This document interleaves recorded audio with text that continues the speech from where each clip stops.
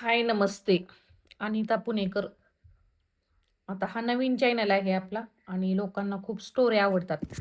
म्हणून स्पेशल आता ह्याच्यावर स्टोऱ्या सांगणार आहे. ओके. तर अशीच एक स्टोरी घेऊन आलेली आहे आज. तर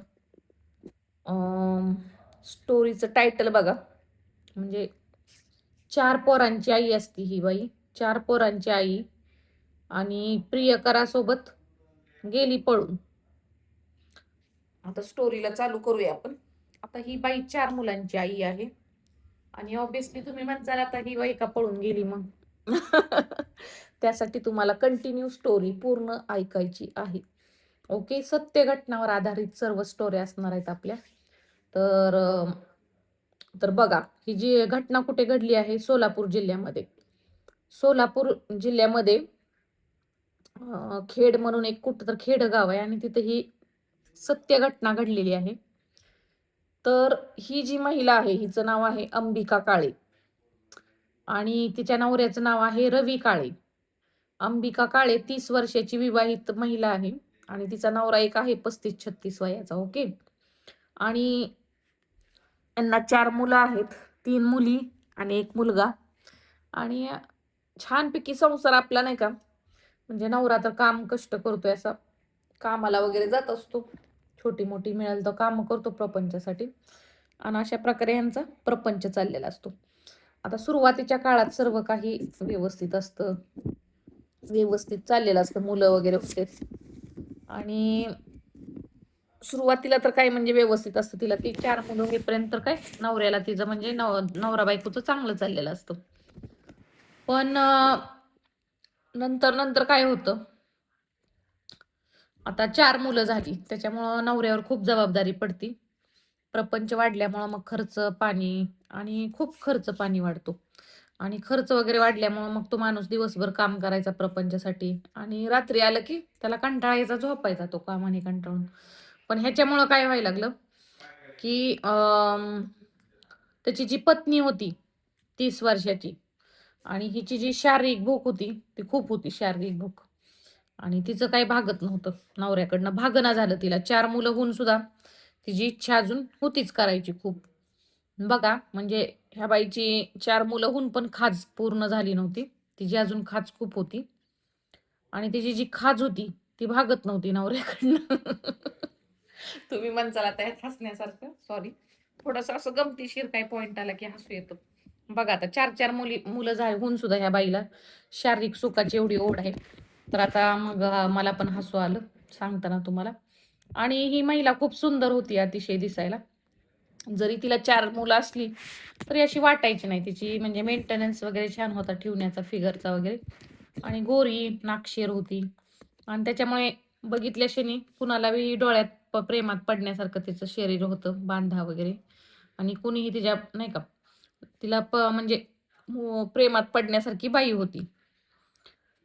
आणि मग तिचं काही नवऱ्याकडनं भागायचं नाही आणि थोडं-थोडं मग तिचं जरा असा चिडचिड स्वभाव झालता थोडासा तिचा.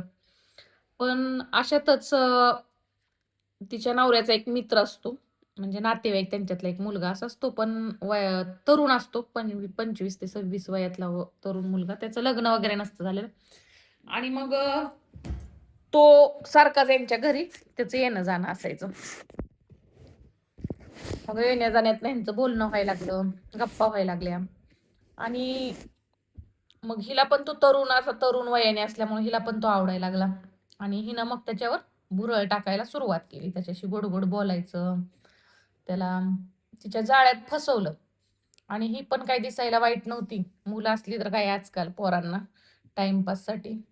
आणि मग तिनं नाही का त्याच्यावर म्हणजे करायला सुरुवात केली.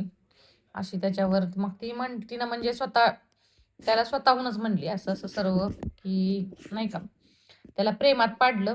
आणि मग प्रेमात पडल्यानंतर नाही का, मग ह्यांचं सर्व काही व्हायला लागलं. शारीरिक जे नवऱ्याकडनं सुख मिळत नव्हतं, ते हिनं प्रियकाकडनं मिळू लागली. आणि दिवस ना रात्र तो माणूस प्रियकर हिच्या घरी नवरा कामाला असायचा आणि तो पडून असायचा हिच्या घरी. नातेवाईक आहे म्हणून आता शेजारी वगैरे कोण कशाला लक्ष देतं. तो यायचा, मुलं जायची शाळेत आणि हिची आणि त्या प्रियकराची व्हायची मजा चालू मग दोघांची. आणि दोघं पण एवढे काम वासनेत बुडायचे की बस त्यांना काही शुद्धच नव्हती तिला. आपल्याला 4 मुलं आहेत, नवरा आहे. नवरा गेला की ही फोन करून बोलवायची आणि मग काय त्याच्याशी चालू व्हायचे तिचे शारीरिक संबंध. आणि तिला दिवस कळायचा नाही, रात्र कळायची नाही. ती करतच राहायची आणि तिची मन शांती व्हायची. आता तिला सुख मिळायला लागलं होतं त्या प्रियकाकडनं. आणि मग हळूहळू नवऱ्याला कळायला लागलं आता आपली पत्नी आपल्या जवळ येत नाही, आपल्याला काही विचारत नाही. त्याला वाटाय म्हणजे त्याला शक यायला लागला, डाऊट यायला लागला, की पहिल्यासारखी काही विचारत नाही, काय नाही. मग त्याला त्याला मग तो असाच आता नाही का, तो अचानकच एक दिवशी असा घरी जातो, तर हे दोघं जण शारीरिक संबंध करताना तो रंगे हात पकडतो तिच्या त्या बायकोला, त्या मुलाबरोबर. आणि हिचं आपलं चाललेलं असती मजा, व्यवस्थित चाललेलं असतं. आणि तो पकडतो नवरा. पकडल्यानंतर आता मुलं आहेत, बाळ आहेत. त्याच्यामुळं तो जरा नाही का रागात घेत नाही तिला. नीट समजावून सांगतो, आपल्याला 4 मुलं आहेत. नको असं करू, नीट वाग. तुला मी लक्ष देईल, तुला काही कमी पडू देणार नाही असं आश्वासन देतो. पण तरी ती ऐकत नाही. नंतर तिचं तेच चालू होतं आणि ऐकत नाही. मग अशात त्यांची वादावाद, भांडणं होतात. मग एक दिवशी काय होती ती अशीच नाही का त्याच्यात खूपच तिनं चटवलेली असते शरीर सुखाला त्या मुलाकडनं. तिला म्हणजे खूपच छान वाटत असतं, मज्जा येत असती आणि खूपच तिला म्हणजे त्याच्याशिवाय तिचं भागतच नसतं. खूपच तिला त्याचं तलप लागलेली असती. तहान तिची लागलेली असते. तिला काही कळत नसतं. मग हे पळून जाते ती त्याच्याबरोबर मुलं वगैरे सोडून. मग एकदा पळून जाते. मग नवरा आपला मिसिंग कंप्लेंट देतो. त्यांना तर माहित असतं सगळ्यांना कोणावर पळून गेली. आता पळून गेली म्हणल्यानंतर मग काय, पळून गेल्यावर मग एकदा तिला आणतात त्यांनी, तर म्हणजे आता मुलं वगैरे आहेत म्हणून तो एकदा माफ करतो तिला, व्यवस्थित समजावून सांगतो. घरी आणतो. परत थोडे दिवस नाही का तिचं राहती ती चांगली, 4-5 महिने. पण परत 4-5 महिन्यानंतर त्या मुलाची तिला आठवण येते. परत ती त्याला बोलवायला लागते घरी. आणि असं 2 वेळा होतं. मग 2 वेळा तो माणूस माफ करतो. 2 वेळा तिला परत आणतो. आता त्याची नाही का डोक्यातनं त्याची ही झालेलं असतं, मनस्थिती त्याची खराब झालेली असती, की किती वेळा सांगायचं हिला तरी ती ऐकत नव्हती. मुलांसाठी तो परत आणायचा. मुलांची हालापेष्टा अपदा नको म्हणून तो परत परत आणायचा तिला. पण ही परत तीच तीच करायची. ऐकतच नव्हती त्याचं. त्याच्या डोक्यात खूप राग होता. कशा असतात अशा गोष्टी समाजाला पण न पटणाऱ्या असतात. आजूबाजूची लोक पण नावं ठेवतात ना. सगळ्यांना माहीत झालतं. आणि तरी पण तो नवरा हे एक्सेप्ट करत होता. पण त्याच्या डोक्यात तिच्याविषयी राग होता, घृणा होती. कारण इतका आपण समजावतोय तिला, मुलांसाठी माफी करतोय तिला, पण ती ऐकतच नाही. तो पण अगदी वैतागून गेलेला असतो. आणि तरी पण ती ऐकतच नाही. परत त्या माणसाचं अजून येणं जाणं चालू होतं त्याच्या घरी. आणि मग त्याला खूप राग येतो. तो त्याची भांडण काढतो त्याच्या पत्नीशी आणि तिला म्हणतो, तू अजून का ऐकत नाही माझं.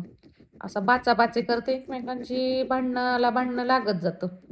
आणि इतकी भांडणं होतात की तो माणूस तिला काठीनं चेचतो, खूप मारतो काठीनं. मग काठीनं मारत मारत ती पण उलट उत्तर देते, पण ती ऐकत नाही.